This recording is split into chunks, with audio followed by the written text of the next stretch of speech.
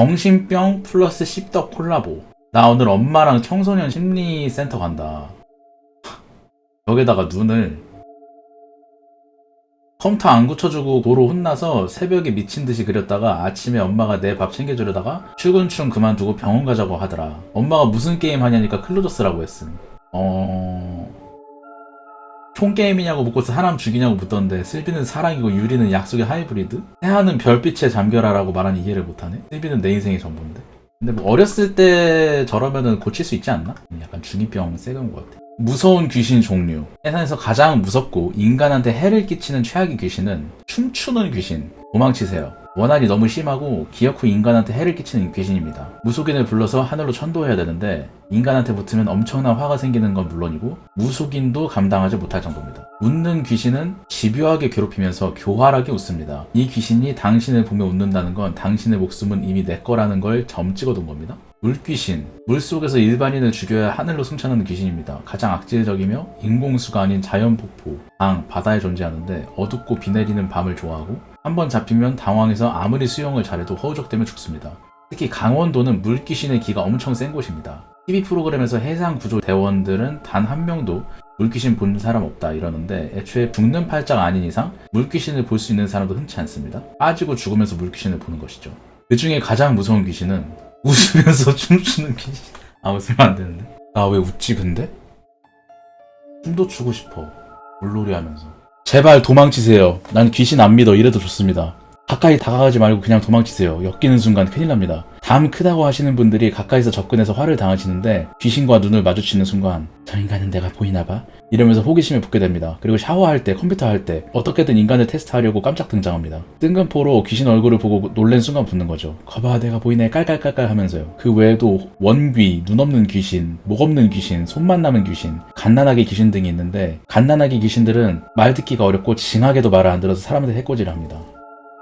러시아 식인 부부 사건. 러시아 남부 크라스노다르. 한 남성이 크라스노다르 거리에서 삼성 핸드폰을 줍는다. 남성은 핸드폰의 주인을 찾아주기 위해 핸드폰을 열람 후 정보를 확인하려고 하던 와중 개인적인 궁금증으로 핸드폰 사진첩을 열람하게 된다. 그런데 그 사진첩에서 사진 몇 장과 동영상 하나를 발견하게 된다. 그 사진 중 하나이다.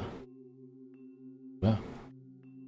모자이크가 심하게 처리되어 있는데 이 사진은 한 남성이 누워서 누군가의 절단된 손을 자신의 입과 코에 갖다 댄 사진이다. 그 외에도 누군가의 머리 뚜껑 사진, 그리고 하나의 동영상에서는 어떤 어린 소년을 고문하고 멧돼지 우리의 밥으로 던져놓은 장면을 촬영한 영상이 있다. 확인 후 너무나도 잔혹하고 비현실적인 내용 때문에 남성은 이 사이트의 주인이 그냥 고어물을 좋아하는 독특한 취향의 남성이겠지 정도로만 생각했는데 때마침 한 통의 전화가 걸려온다. 핸드폰의 주인인 한 남성의 전화이다. 핸드폰의 주인은 자신이 핸드폰을 분실했고 지금 찾고 있는 중이다 라고 말을 한다. 남성은 지금 핸드폰을 잘 갖고 있으니 주운 곳 내 쪽으로 오라고 말한다. 얼마 지나지 않아 멀리서 지나가는 주변 사람들에게 말을 걸며 다가오는 사람이 보인다. 제가 핸드폰을 잃어버렸는데 방금 통화하신 분 맞으시죠? 라고 말을 걸었다. 그런데 멀리서 지켜본 남성의 실루엣이 심상치 않았다. 분명 자신이 핸드폰에서 확인한 그 남성 드미트리 백셰프였다.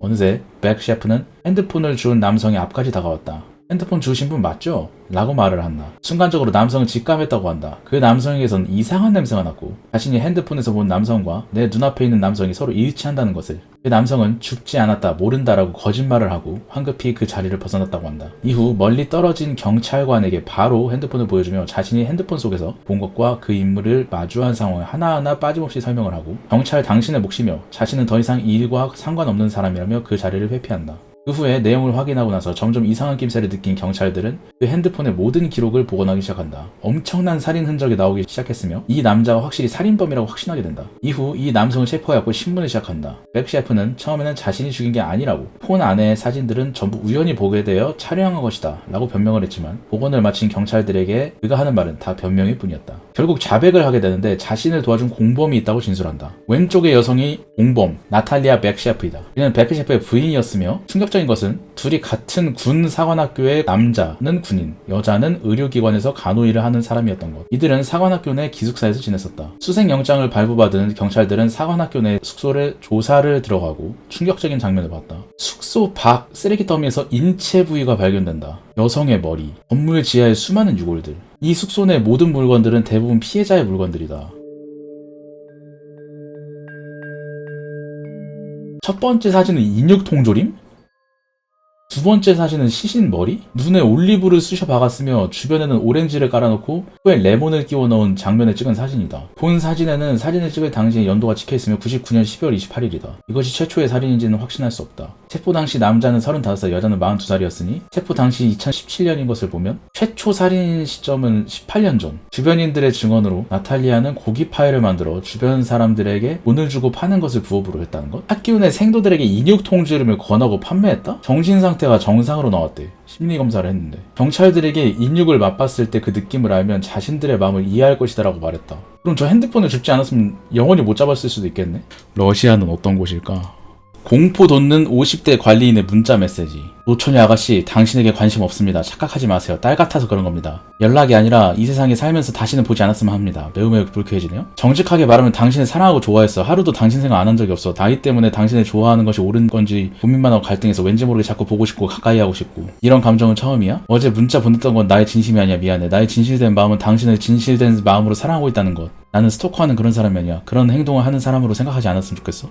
LH 청년주택에 사는 여성 L씨 27세는 최근 일주일간 분통 터지는 경험을 했다. 가명 택배로 받은 유자차 발송인이 회사한 50대 아파트 관리인이라는 점을 알고 나서 L씨는 관심이 있어서 보냈다는 말에 거절 의사를 밝혔다. 처음엔 딸 같아서 그랬다. 본인도 불쾌하더라 라고 하다가 다음날 문자로 사랑한다고 했다. 50대 아파트 관리인이 20대 여자한테 저런 고백을 한 거야? 아버지가 철문을 단 이유. 오늘은 얼마 전에 겪은 이야기를 할까 싶습니다. 본문은 음슴체로 쓰겠습니다. 우리 집은 상가 건물임. 3층짜리 건물인데 1층은 식당, 2층은 학원, 3층은 우리 집임. 상가 건물 보면 보통 1층 제일 앞에 큰 유리문 있고 제일 끝층에 주인이 살면 문을 닫는 형식임. 원래 우리 집에는 앞에 다는 철문 같은 거 안 달아놨음. 드나들기 귀찮고 어차피 외부 손님이나 그런 사람들은 3층에 잘 안 오니까. 근데 아빠가 이상한 꿈을 꿨다면서 저번 주쯤에 철문을 달았음. 하는 김에 겸사겸사 문에 방충망도 달고 확실히 작년보다 모기가 덜 들어옴. 우리 집만 그랬는지 모르겠는데 여름에 엄청 더우니까 집 문을 열어놓고 잠. 어차피 1층 유리문을 잠그니까 올라올 사람도 없고. 그날은 이상하게 초롱이마저 짖지 않았던 날임. 아마 너무 더워서 기절한 듯 잠들어서 그랬을지 모름. 더우니까 우리 자매는 거실에서 자고 아버지랑 어머니는 강에 고동 잡으러 갔음. 그러니까 집에 남자가 아무도 없는 거임. 잠을 자는데 걸걸한 남자 목소리로 시발 이거 뭐야 라는 소리가 들림. 그러면서 문을 돌리는 철컹 소리도 들리고 내가 너무 놀라서 누구세요? 라니까 문을 돌리는 소리가 안 남. 말소리도 잠시 끊기다가 가리낌 목소리로 여기 누구누구 식대가 아닙니까? 볼 일 있으니까 문 좀 열어주세요 이러는 거임. 그것도 너무 침착하게. 낮에 찾아와서 대뜸 문고리를 돌려도 무서울 판에 밤에 와서 욕하면서 문고리 돌리는 건 3살짜리 어린애라도 이 사람이 위험한 사람이다 라고 생각할 거임. 지금에서야 바로 112에 전화해야지 라는 생각이 들지만 그때는 부모님도 없고 밖에는 모르는 사람이 서있지. 동생들이랑 초롱이는 아무것도 모르고 자고 있지. 진짜 패닉 상태였음. 공포심에 엉엉 울면서 무작정 없는 아빠를 불렀음. 동네 떠나가라 소리 지르면서 아빠! 이상한 사람이 문 앞에 서있다! 그랬더니 그 사람이 욕을 뱉으면서 후다닥 내려가는 소리가 들렸음. 한참을 무서워서 울던 거 멈추고 아빠한테 전화했음. 부모님도 놀래서 바로 올라오시고 혹시 몰라서 경찰에 신고도 함. 근데 경찰 신고는 별로 효과 없고 밤에 순찰 돌 때 상가 쪽 순찰을 강화한다는 소리만 들음. 그날 그 아저씨가 왔던 날 하필이면 지하에서 공연 연습한다고 들어왔던 밴드가 문을 안 잠그고 갔던 거임. 다행히 아무 일 없었지만 아빠가 나에게 꿈 얘기를 해줬음. 무슨 꿈이었냐면 아빠가 꿈을 꾸는데 내가 엎드려서 엉엉 울고 있었음. 하반신에서 피를 질질 흘리면서 억울한 듯이 아빠를 노려보고 왜 그랬어만 반복했다고 함. 내가 꿈에서 너무 울어서 피눈물이 흐르니까 아빠도 마음이 아파서 왜 우냐고 뭘 잘못했길래 그렇게 우냐고 막 물었다고 함. 그러니까 내가 피눈물을 닦으면서 문 이러고 쓱 사라졌다고 함. 그래서 아빠가 혹시 몰라서 철문을 달았다고 함. 1번 아버지 이름을 알고 있다. 땡땡씨 댁 아닙니까? 이름을 정확히 알고 있다. 가족 구성원 자세하게 파악하고 있다. 특히나 강 간 사람 몇 명이 정확하게 알고 있고 집에 누가 남았는지 알고 있다. 집의 위치와 구조를 알고 있다. 문을 설치한 시점은 고작 일주일 전이다. 정말 이게 뭐야. 대사를 보면 이전에 없었던 문을 보고 당황했던 것을 알 수 있다.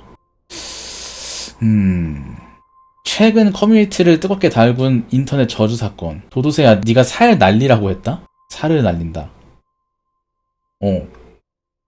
다 만들었다. 살 날리러 가줄게. 원한 깊은 곳에다 묻으러 갈 거임. 수고해라. 저주 대상인 닉네임 부족에 적어놓은 것 같다.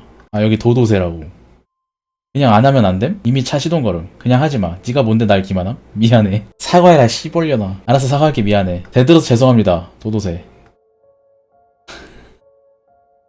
알려주세요. 죄송해요. 근데 주술회 전 굿즈였어. 속았지? 따뜻한 어머니의 품. 잔혹한 과학실험 이야기. 절망의 구덩이. 1950년대 미국 심리학자 해리 할로우는 훗날 애착 실험이라고 불리는 유명한 실험을 한다. 이 실험은 새끼 붉은 털 원숭이를 어미랑 분리시킨 후 철사로 만든 인형과 천으로 덮인 인형 그 둘 중 어느 쪽을 새끼가 어미로 선택할까 하는 실험이었다. 영상에서 새끼는 우유를 먹을 때만 철사 엄마한테 가고 대부분의 시간을 헝겊 엄마한테 붙어 있었다. 새끼에겐 허기를 채우는 것보다 어미와 비슷한 포근한 감촉이 중요했던 것이다. 아이에겐 애정과 스킨십이 필요하다는 건 오늘날의 상식이지만 당시에는 꽤 신선한 주장이었다. 당시 부모들은 스킨십을 자제해야 한다고 믿었고 심리학계에서는 모유수유를 통해 아기와 엄마와 애착을 형성해준다고 주장했다. 할로우의 실험은 반대로 모유수유보다 스킨십이 중요하다는 걸 밝혀낸 것이다. 하지만 할로우가 뒤이어 한 실험들이 광기와 잔혹함으로 얼룩져 있는 건 그리 알려져 있지 않다. 할로우는 헝겊 엄마를 변형시켜 악마 엄마를 만들었다. 이 악마 엄마는 헝겊 엄마와 비슷하게 만들었지만 새끼에게 좌절감을 주기 위해 만든 장치들이 있었다.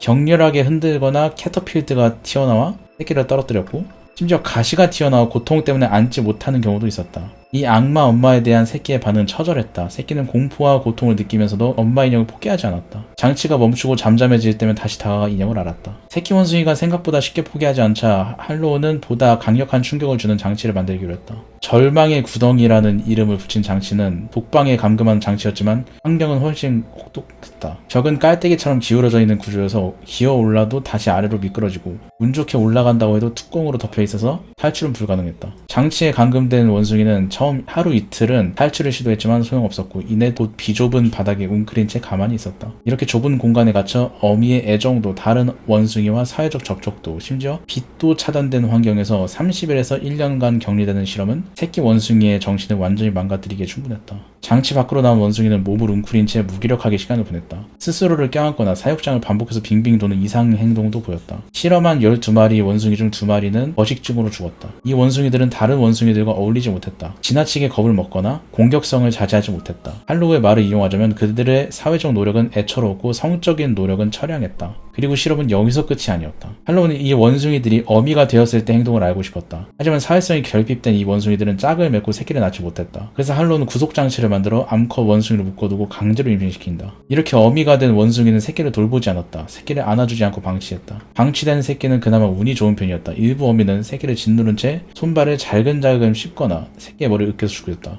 이러한 실험은 당시 기준으로도 윤리적인 문제가 많았고 많은 비난을 받으면서 70년대 미국에서 동물인권 운동이 활발해진 이유 중 하나로 뽑힌다. 아이에게 따뜻한 스킨십이 필요하다며 사랑의 중요성을 강조하던 심리학자가 어째서 잔혹한 매드 사이언티스트가 돼버린 걸까? 어쩌면 그 진실은 사람들의 비난을 받으며 쓸쓸히 죽은 할로우만 알고 있지 않을까? 근데 그러기엔 섭섭하고 여기엔 숨겨진 배경이 있다. 결론부터 말하면 잔인한 실험들은 우울증 치료를 위한 기초 연구였다. 뜬금없는 소리 같지만 차근차근 짚어보자. 원숭이 엄마 인형 실험이 발표된 후 할로우는 순식간에 유명한 학자가 된다. 그리고 할로우는 명성을 유지하기 위해서 계속 좋은 연구 성과를 내야 된다는 압박감에 시달린다. 이 압박감은 1967년 미국 과학자가 받을 수 있는 최고의 상인 미국 국가과학상 상을 받으며 절정에 달했고 같은 해 아내가 암까지 걸리자 할로우는 우울증에 빠지게 된다. 증세는 점점 심해져 수면제로사를 시도하다가 2차례 응급실에 실려갔고 결국 이듬해 정신병동에 2달간 입원하기까지 했다. 병동에서 치료를 받으며 할로우는 우울증이 생각 이상으로 고통스럽고 그에 반해 치료법은 부족하다는 걸 느낀다. 당시 항우울제는 효능에 비해 부작용이 심했고 전기경련요법처럼 새로 생긴 치료법은 효과 검증이 부족하던 때였다. 이에 할로우는 직접 치료법을 연구하기로 결심한다. 문제가 있었으니 우울증 치료법을 실험하려면 우울증에 걸린 실험 동물들이 필요하다는 거였다. 절망의 구덩이는 사회적 접촉을 차단해 우울증에 걸리게 하기 위한 장치였던 것이다. 이렇게 환자 원숭이들이 확보되자 이들을 치료하는 시험을 한다. 그가 사용한 방법은 생후 3개월의 어린 원숭이를 치료사로 붙여주는 거였다. 어린 원숭이를 사용하는 건 아직 어려 공격성이 없고 어미에게서 떨어지면 어미 대신 주변의 원숭이들을 끌어안는 행동을 보였기 때문이다. 그리고 이 방법이 효과가 있었다. 우울증에 걸린 원숭이가 거부했음에도 어린 원숭이는 끊임없이 안아주었고 같이 놀자고 쫄랐다. 시간이 지나며 환자 원숭이들은 조금씩 마음의 문을 열기 시작했고 같이 놀기 시작했으며 6개월이 지나자 정상적인 원숭이와 동일한 수준으로 회복되었다.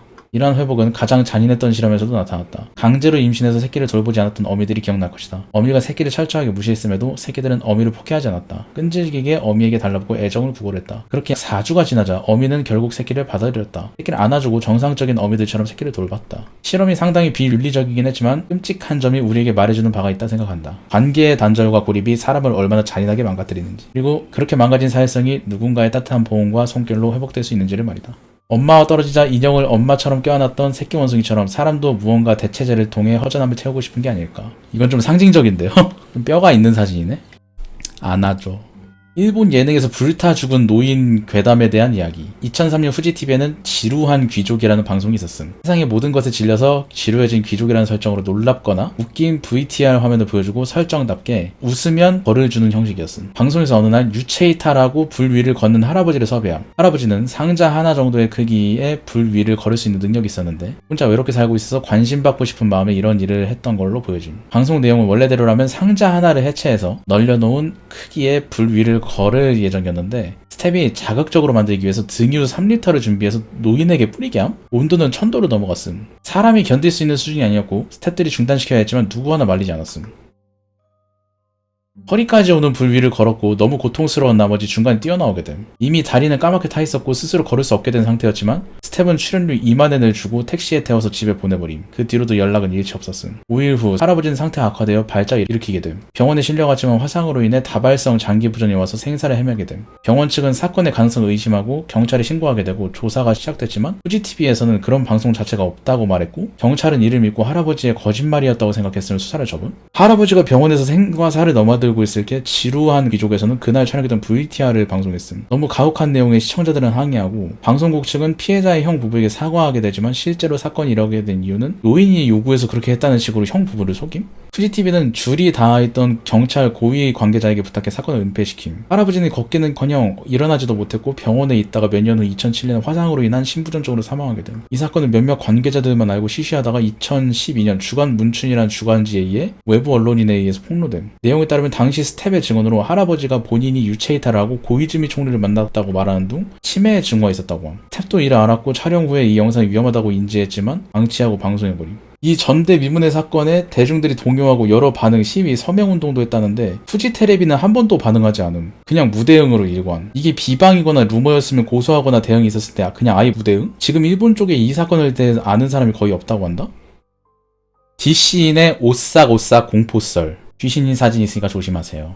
오싹오싹 공포썰. 나 고2 때 있었던 일임. 나 때는 밤 11시까지 야자 강제로 하던 시절이 있었음. 그날도 야자 끝까지 하고 집에 들어갔고 들어가니 안방 말고 불이 다 꺼져 있고 현관에 아빠 신발이 없는 거임. 안방은 문 반쯤 열려 있었고 책가방 내려놓고 거실 소파에 앉아서 한숨 돌렸다가 엄마한테 아빠 언제 오냐고 물어봤음. 이때 존나 피곤해서 물어보자마자 잠깐 잠들었었음. 그러다가 엄마 목소리를 듣고 깼고 엄마는 잘 모르겠다고 하더라. 어디 갔는지 알아? 언제 집에 온대? 전화 한번 해봐. 폰 꺼내서 1번 누르고 아빠한테 전화했음. 원래 같으면 그냥 잘 건데 저때 아빠한테 따로 말해야 하는 게 있어서 전화했던 걸로 기억함. 연결음 듣다가 또 좋을 것 같아서 일어나서 거실 좀 서성이니까 아빠가 전화를 받더라. 어디냐고 물어보니까 모임 갔다가 집으로 가는 중이라고 했음. 공부는 잘하고 왔냐길래 대충 그렇다고 하고 전화할 거 전화한 다음 빨리 전화 끊고 들어가서 자려고 하는데 통화기 너머로 웬 여자 웃음소리가 들리는 거야. 갑자기 잠 확 깨고 개소름 돋아서 불륜? 아빠가? 실화인가? 어버버거리다가 현관문으로 가면서 아빠한테 물어봤음. 발 빼면 바로 잡으러 가려고. 근데 아빠, 옆에 여자는 누구야? 아빠가 뭐라고 했는지 암? 이놈아, 네 엄마 목소리도 못 알아듣냐? 우리 집이 소파 옆에 에어컨이 있고 에어컨하고 안방하고 마주보고 있단 말이야. 전원 꺼져서 현관 불빛만 희미하게 반사하고 있던 에어컨 표면에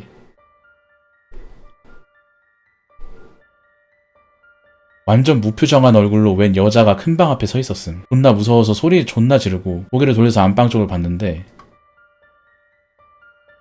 그대로 있는 거임. 저 무표정한 얼굴로 점점 나한테 다가오는 것 같고 존나 무서워서 신발도 안 신고 집 뛰쳐나온 다음에 부모님 도착할 때까지 집 근처 편의점 앞에서 질질 짜고 있었음. 아빠 차 보이자마자 뛰어가서 집에 여자 있어 여자 이지라라고. 집에 들어갈 때 울면서 아빠 먼저 집 들어가 보더라고 하고 집안 구석구석 다 뒤져봐도 사람은 없더라. 내가 튀고 나서 같이 튄 것 같음. 나중에 아빠가 말해줬는데 현관문 잠그고 나오는 걸 깜빡했다더라. 그러니까 집 안에 있는 여자 엄마가 아니었던. 그럼 엄마, 아빠 어딨냐고 물어봤을 때 전화해봐라고 한 여자가 엄마가 아니라는 거네? 아빠가 탈출시킨 거 아니야? 사실 그 고도의 바람 작전이어가지고.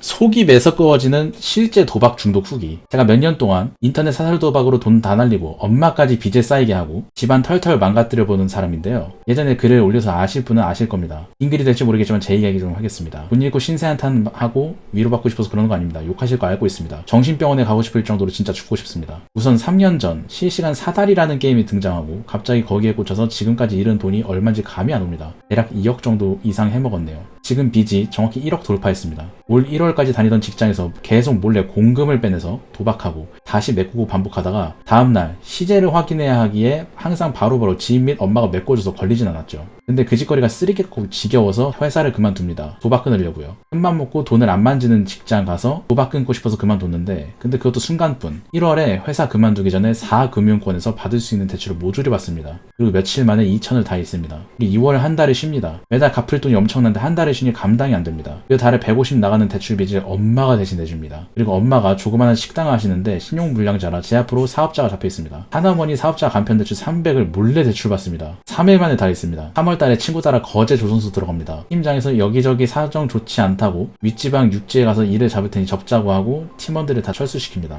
그 사람만 믿고 집에서 기다리다가 4월 한 달을 통째로 쉽니다. 연락도 없고 일도 안 잡아주더군요. 월급이 없으니 그 사이 엄마 통장이 제 명의라서 인터넷 뱅킹으로 200만 뚫려보자는 생각에 200을 몰래 빼서 도박합니다. 1시간 만에 날립니다. 엄마가 집에 와서 울고 난리 났습니다. 진짜 한두 번도 아니고 수십 번, 수백 번은 이 짓거리 하고 있으니까요. 저희 집은 아버지가 돌아가시고 어머니가 제 명의로 사업자를 내어 촌동네에서 작은 식당을 하시고 동생은 이제 대학생입니다. 집이 가난하여 어머니와 동생은 기초수급자입니다. 그리고 나서는 5월에 일자리를 찾아야 돼서 친구가 있는 구미에 올라왔습니다. 당일 노가다를 뛰며 하루하루 살았습니다. 말이 한 달이지 실제로 보름 정도 일한 것 같네요. 친구가 있는 공장에 면접 보고 일을 하게 됩니다. 도박 생각이 조금씩 안 나고 진짜 더 이상 안 하자고 다짐하는 순간 다시 병이 도져서 대부업체에서 사업자 대출 400을 빌렸습니다. 마찬가지로 순식간에 잃었습니다. 공장 들어간 지 일주일 된 6월 초입니다. 본전 생각에 친구한테 전화해서 집안 사정이 생겼다고 거짓말하고 300을 빌립니다.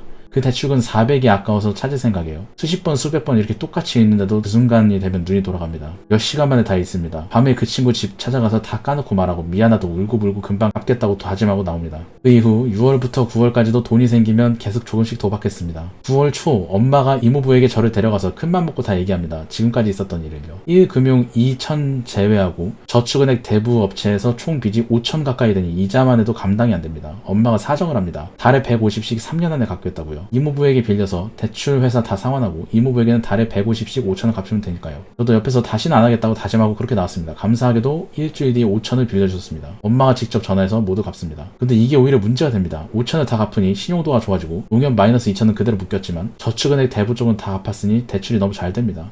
씨발 진짜 짐승이야? 참아야 되는데 저번 달에 저축은행에 800을 빌립니다. 다 해먹고 또 대부업에 500 등등 1500을 대출해서 다 잃었습니다. 진짜 죽고 싶어서 엄마한테 전화해서 다 진짜 못 살겠다고 미안하다고 몹쓸 말을 내뱉습니다. 내 아들이라고 3년 동안 안 하겠다고 똑같은 말을 100번 더 했는데 또 괜찮다고 울면서 내가 죽어야지 어떻게 네가 죽냐며 엄마한테 그런 말 하냐며 우시면서 저를 달래더라고요. 진짜 하지 말라고 말하시면서요. 엄마가 식당 일에서 돈 갚아준다고 3년만 고생하면 다 갚는다고. 근데 그게 되나요? 도박 중독자인데. 자고 일어나면 또 대출 생각에 전화부터 하고 있습니다.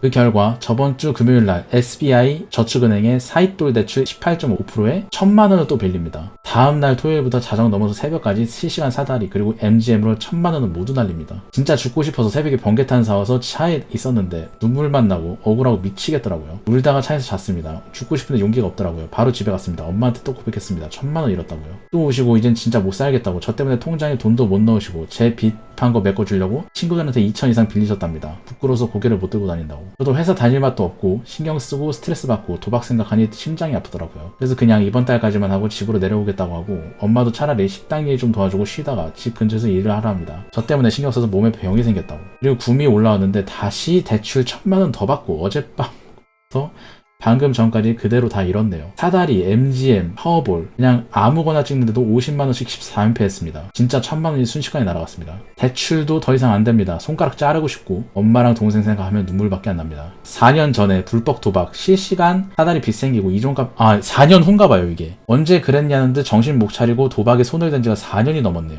잃은 돈 2억은 될 것 같습니다. 빚만 이모부 5천 포함 1억 넘었습니다. 최근 4월 달에는 차량 담보 갚았는데 다시 다른 저축은행 760 담보 잡고 빌린 다음 MGM이라는 카드 홀짝 맞추기 도박으로 다 잃고 한 달 전 저번 달에는 햇살론 생계자금 900 받아서 다 잃고 저번 주에는 대출 안 되는데 대부업체 200 억지로 끌어다 쓰고 친구 돈 200 해먹고 엄마가 카드값 준 거 100 날렸습니다. 그리고 또 정신 못 차리고 어젯밤부터 오늘 아침까지 하루 만에 390 날렸습니다. 이 중에서 엄마가 제 앞에서 보험 넣고 있는 거 이거 전화해서 대출 되냐 물어봤더니 60 된다고 해서 날리고 엄마 통장에 있는 돈 150 날리고 친구 돈 50 날렸습니다. 주말에 엄마가 30만원 용돈 준 것까지 하루 만에 총 290 날렸습니다. 밤도 새고 제정신이 아니니 미쳐가지고 일수 전화했더니 대구에서 여기까지 오더군요. 등본, 초본, 가족관계 증명서, 인감증명서, 인감도장 등등 서류 다 준비하라고 해서 기다리고 있는데 와서 계약하고 설명 들었는데 설명이 들어오지도 않았답니다. 100만원 2달 빌리는데 대략 갚는 돈만 130 되더군요. 이것도 입금해서 날렸습니다. 제가 가는 거 무조건 반대로 가더라고요.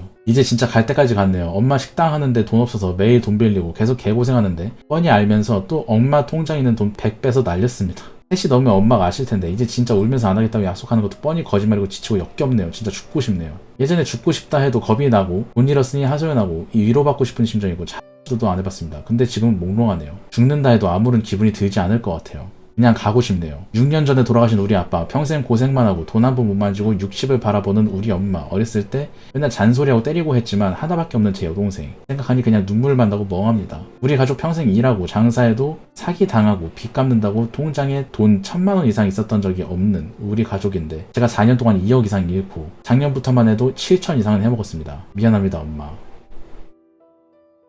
저거는 못 돌아와. 그냥 뇌가 녹아버려가지고 못 돌아오는 상태인데 저거는 도파민에 뇌가 절여져가지고 다른 판단을 못하는 거지. 세계적 명성을 가진 러시아군의 전통. 어느 나라 군대에서나 작던 크던 존재하던 구타와 가혹행위. 이 분야에서 러시아군은 세계적으로 유명한 군대다. 속칭 데더프시나라고 부르는 행위로 고참놀이 정도로 지급되는 뜻이며 과거 90년대에서 2000년대 러시아군의 데더프시나는 심각한 문제였다. 격한 구타와 가혹행위로 인한 비전투 손실과 사망자들도 많고 후임병들을 남창으로 만들어 돈을 갈취하는 행위까지 서슴지 않았다. 얘는 지금도 이럴 것 같은데? 우리나라 2000년대 군대 느낌 아닐까요? 90년대에서 2000년대? 아니 미친. 아니, 존나 세게 때리는데? 군대 가혹행위 관련 사건 발생률 2006년에 3,500건. 머리 좋아지기, 병사 스스로 머리에 충격을 주도록 시키는 행위. 자전거, 자고 있는 신병 발에 불 붙이기. 베개 기상, 잠든 병사를 기습적으로 난타하기. 취침 인사, 취침 전 인사를 구타하는 행위. 양철모, 잠든 병사 머리에 양철글을 끼우고 때리기. 백조의 춤, 속옷 차림에 신병끼리 껴안고 추는 춤. 휴가를 다녀온 후 다시 복귀하지 않았어요. 저를 찾아온 손님 중 한 명은 저희 부대에서 최소한 5년 동안 남창을 즐겼다고 말했어요. 성매매 피해 사병. 뭔가 요즘도 저럴 것 같은데 쟤네는?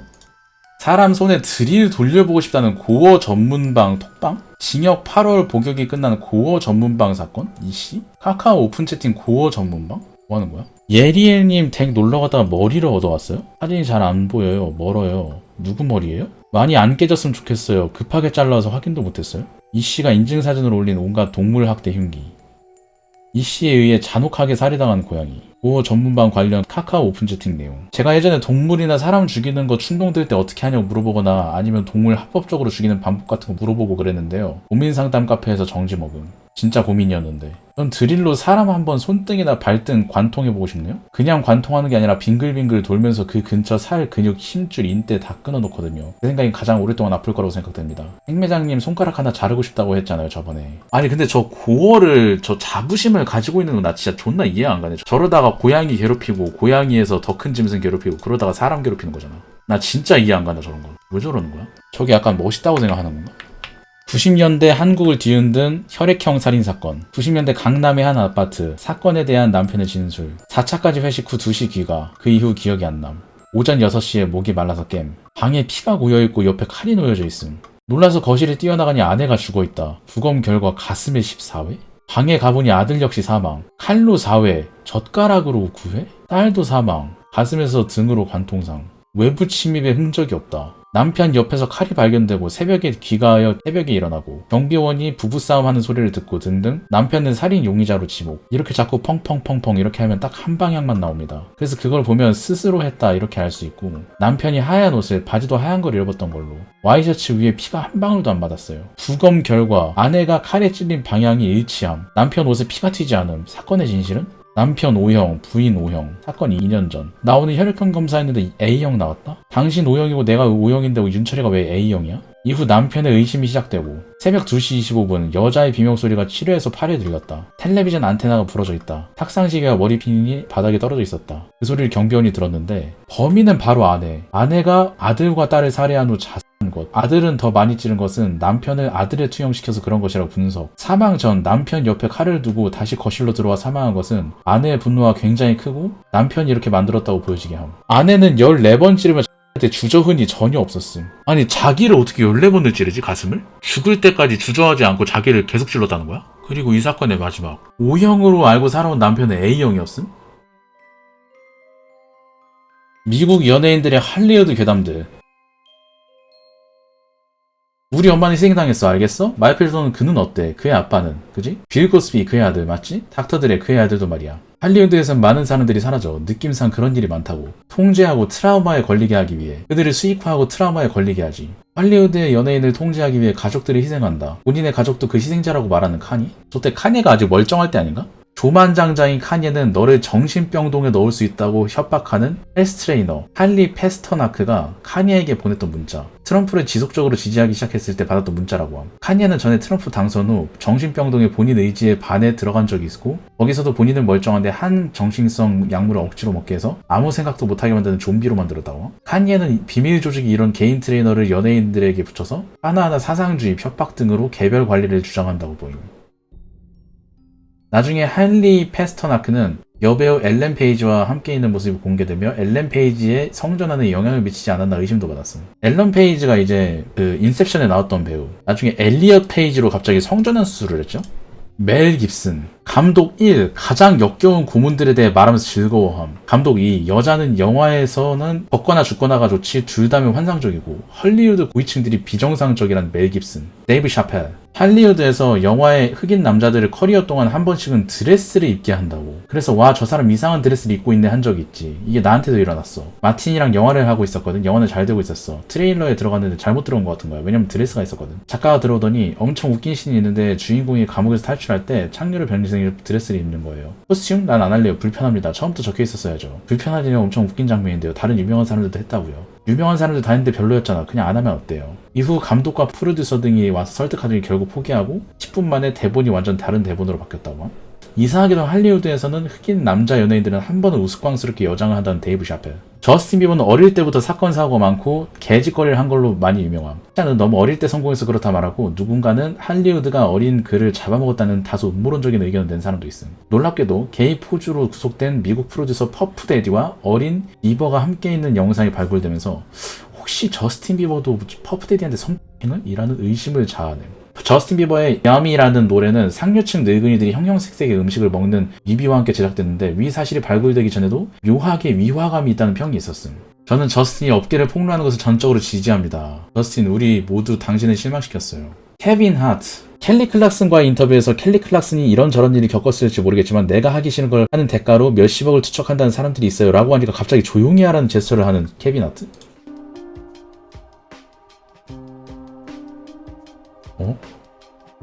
짐 캐리. 상대적으로 유명한 지미 캠벨 쇼에 나와서 갑자기 손과 혀를 일루미나티 모양으로 만들더니 정부에서 누굴 고용해서 시민들의 관심을 돌리려고 어쩌고 이상한 소리를 해대? 몇 달 후 갑자기 짐 캐리의 여자친구가 자택에서 약물 과다 복용으로 살아? 야 근데 이거는 너무 대놓고인데? 그니까 뭐 이상하게 짜집게 하는 게 아니라 진짜 본인이 직접 이러네? 뭐죠?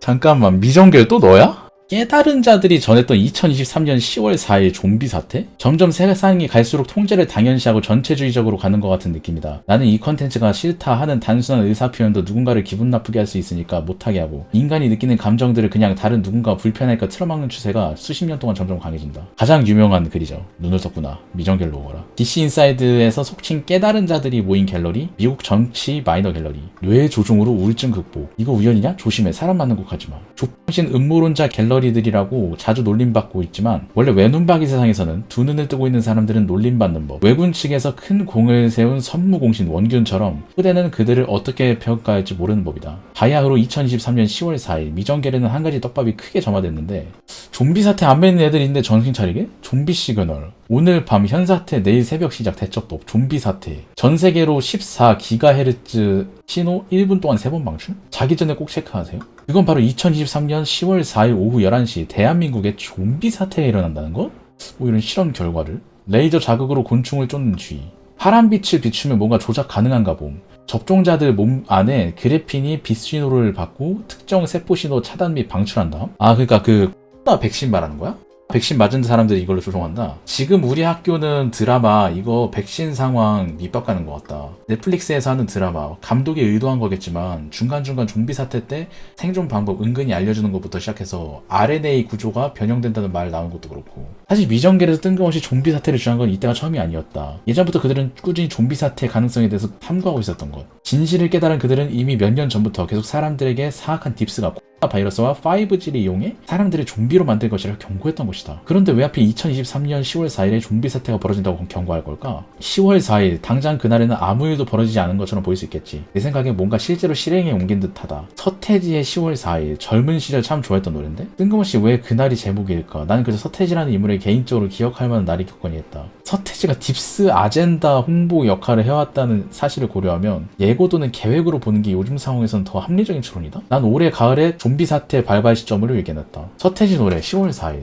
미국 10월 전국 비상경보 시스템 테스트? 이건 바로 10월 4일 미국에서 대규모로 재난문자 테스트를 한다는 것과 딥스의 하수인인 서태지가 2004년에 10월 4일이라는 곡을 냈다는 것. 찔러 엄청난 우연이 아닐 수가 없지 않는가. 이미 수년 전부터 좀비 사태가 일어날 것이라고 예측하던 미정계를 깨어있는 사람들, 이것이 좀비 아포칼립스의 시작, 즉 사악한 딥스들이 비상경보 시스템 테스트를 가장해 좀비가 되는 전자파를 핸드폰으로 보내 전 세계에 좀비 바이러스를 퍼뜨릴 것이라고 볼 것이다. 혹시 모르니 폰은 꺼두자. 미국. 폰 끓여왔는데 급해. 다들 봐봐. 3시부터 끓였는데 몇 시까지 꺼야 돼? 우리 아빠 4시 반에 나가셔서 그때 깨워드려야 되는데 그때는 괜찮나? 자명종을 사 그럼. 가장 무도한 딥스의 좀비 바이러스 음모를 알아차린 미정갤러들은 11시 전에 핸드폰을 꺼둠으로 좀비화를 피하고 혹시 모를 좀비들의 습격에 대비해 식량을 대량으로 구매하고 집을 요새화하는 등 만반의 준비를 했었다고 한다. 그러나 우리가 지금 2024년에 DCG를 하고 있듯 우려했던 10월 4일 좀비 사태는 일어나지 않았다. 좀비 사태를 얻은 것. 수면 질 진짜 좋더라. 와이파이 핸드폰 끄고 자는 잠을 푹 잔다는 이거 알려주려고 한 건가? 사태가 일어나지 않은데 반성의 글을 올립니다. 나름 선동이라면 선동에 동참하니까 반성합니다. 어젯밤 이야기 10시 가족들한테 좀비 사태 가능성 예고 등짝 후려맞음. 끝까지 우기고 결국 주말에 치맥 사주기로 하고 전원 핸드폰 압수 및 전원 오프 및 알루미늄 호일 둘둘 말기. 11시 집 안팎 모든 문과 창문 봉쇄, 뻘짓한다고 욕처먹은 꿈꾸치 강행. 모두 자러 가서 잠이 안 오고 몰래 내 핸드폰만 꺼내와서 미정기를 새로고시 하면서 넌 왜 빠지? 아니 너 보면 안 되잖아. 02시에 잠든 듯 07시에 눈 떠는 듯 엄청 상쾌함. 잘 잤다. 맞다 좀비 사태는 하면서 밖에 보니 평안 그 잡채. 좀 더 자자 하고 눈 뜨니 9시 30분. 아무 일 없어도 다행이다. 난 대신 좀비 사태 일어나면 창문에 좀비 붙어있고 그럴 때 어떡하나 걱정했음. 한 가지 교훈을 얻음. 전자파는 있음. 집안의 모든, 특히 내 방의 모든 전자기기는 파워 오프였음. 너 때문에 남친한테 미친년 소리 듣고 지금 연락 안 돼. 내 나이 34살인데 어떡할래. 34살이면 이거 아니라 다른 이유로 안전이별한 걸지도. 사람은 살렸네. 연락 주세요. 어제 펄스 일부러 힘 조절한 거 알고 있지?